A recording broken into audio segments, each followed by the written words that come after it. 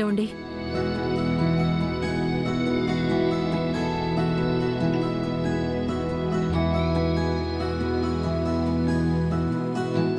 నేను చెప్పాను కదా, చీకటి వెనకే వెలుగు వచ్చినట్టు ద్వేషం ముగిసిన తర్వాత ప్రేమ మొదలవ్వాల్సిందే అని.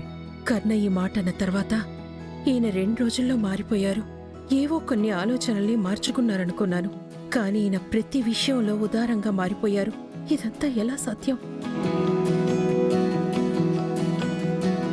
మనసులో నుండి వస్తున్న మాటల్ని ఎందుకు మధ్యలోనే ఆపేస్తున్నావు? కాదండి, మీతో మనసు విప్పి ఒక విషయం గురించి మాట్లాడాలని చాలాసార్లు అనిపించింది. కానీ నాకు మీకు మధ్య జరిగిన మాటల్ని తలుచుకుంటే నాకు జ్ఞాపకం వచ్చేవి మీరు నా మీద కోపట్టవి మాత్రమే. ఇక నేను చెప్పాలనుకుంటున్న మాటను ఎలా మొదలు పెట్టాలో నాకే తెలియట్లేదు. అది ఆ రమేష్ దగ్గర. నువ్విప్పుడు ఈ రమేష్తో హాయిగా మాట్లాడొచ్చు. మీరు మారాలి, మీ ముఖంలో నవ్వు నేను చూడాలని మీతో పెళ్ళైన రోజు నుండి కలలు కంటున్నాను. ఆ కలలు ఇలా నిజమవుతున్నాయి. ఆ కలలో నా కళ్ళ ముందే నిలబడ్డా నేను నమ్మలేకపోతున్నాను. మీలో ఈ మార్పు ఎలా వచ్చిందో నేను అడగచ్చా? నువ్వు కోరుకున్న మార్పు వచ్చినా కూడా నీకీ దిగులు తప్పలేదు చూడు. మాలతి, నా కథ పుణ్యకోటిలో పులిలాగా అయిపోయింది. నేను మారిపోయాను అని చెప్పినా చూసేవాళ్ళకి వినేవాళ్ళకి నమ్మకం రావట్లేదు. కానీ మారానన్న నిజం నాకు మాత్రమే తెలుసు. నా లోపలున్న క్రూరమైన పులి పైనుండి కింద పడి చచ్చిపోయింది. అది నా అనుభవానికొచ్చింది. దీన్ని వేరే వారి ముందు ఎలా ప్రూవ్ చేయాలో నాకు అర్థం కావట్లేదు. చచ్చా, మీరు ప్రూవ్ చేసుకోవాలని నేను అనలేదండి. దయచేసి తప్పుగా అర్థం చేసుకోకండి, నన్ను క్షమించండి. అదే క్షమాపణ నేను నిన్నడుగుతున్నాను. క్షమిస్తావా మాలతి? ఇన్ని సంవత్సరాలు నీ కళ్ళల్లో కన్నీళ్లు తెప్పించినందుకు, బాధ పెట్టినందుకు, అలక్ష్య పెట్టినందుకు ఇప్పుడు నువ్వు క్షమిస్తే మాత్రమే నా మార్పుకి అర్థం ఉంటుంది. క్షమిస్తావా?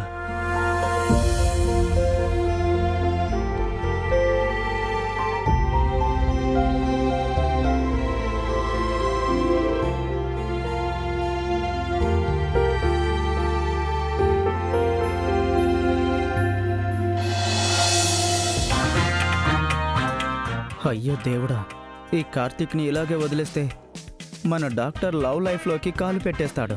చెప్తా వీడి పని.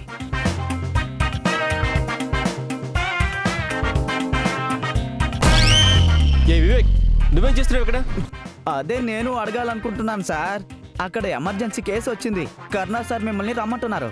అయ్యో, ఏయ్ ముందే చెప్పాలి కదా నువ్వు.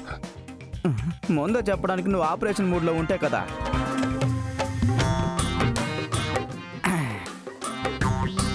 మన కర్ణా సార్ లవ్ ఎగ్జామ్లో పాస్ అవడానికి ఇదే కాపీ చీటీ.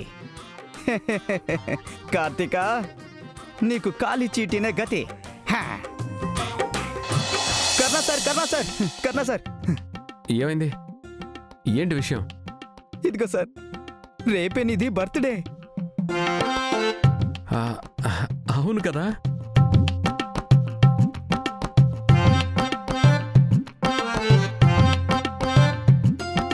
అందులో చూడండి, ముద్దులాగా డ్రెస్ వేసుకుని వస్తే నిధి పడిపోవడం పక్కా అని వాళ్ళకే ఇచ్చింది లిస్టు. చూడండి సార్, అందులో ఏదైనా స్పెషల్గా చేయాలంటావా? అవును సార్, ఏదో ఒకటి చేయాల్సిందే.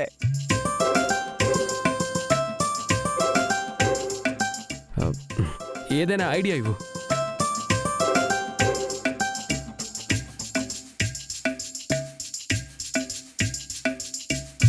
Helicopter ride,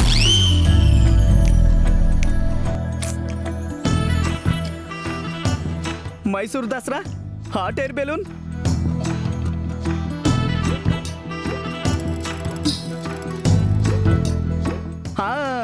ice cream parlour,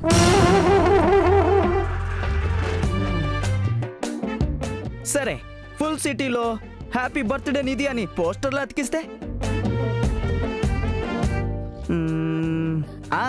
జంజిలాగా ఆలోచిస్తాను, ఆగండి సార్. హా. సార్, నేను ఇవ్వబోయే ఐడియా సూపర్ హిట్. సముద్రానికి తీసుకెళ్ళి నీళ్ల మధ్య పడవలో నిధి నించుంటే హ్యాపీ బర్త్డే నిధి, నీ హ్యాపీ బర్త్డే, హ్యాపీ బర్త్డే అని చెప్పండి సార్, అంతే. ఆ తర్వాత నిధి, కర్ణ నువ్వు నా సముద్రం అనకపోతే అడగండి నన్ను. ఏ ఈ సినిమా డైలాగులు కాపీ కొట్టడం మాని నేనే ఏదో ఒకటి చేస్తాను. ఏం చేస్తారు సార్?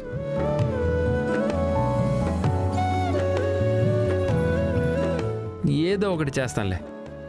అంటే ఇక మీద కొత్త రికార్డు బ్రేక్ చేయడం గ్యారంటీ అనిపిస్తుంది.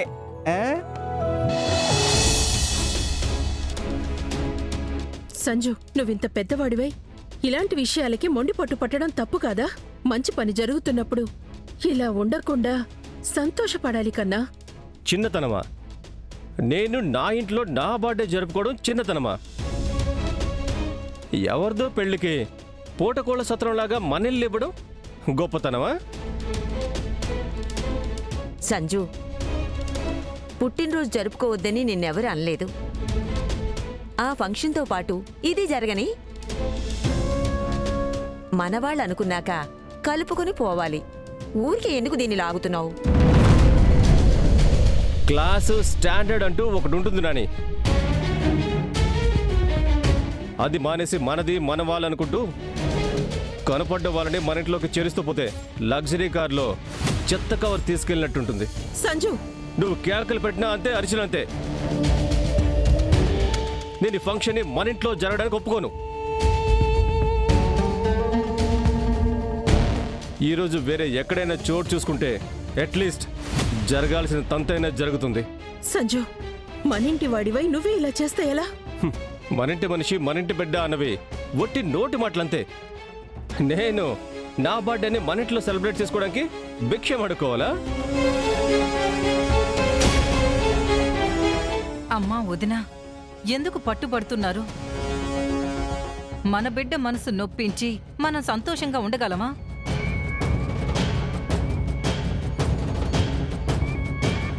ఇప్పుడేంటి? నిత్య పెళ్లికి ముందు రోజు వేరే చోట ఏర్పాటు చేయాలి. అది మనమే చేయొచ్చు కదా. తారా,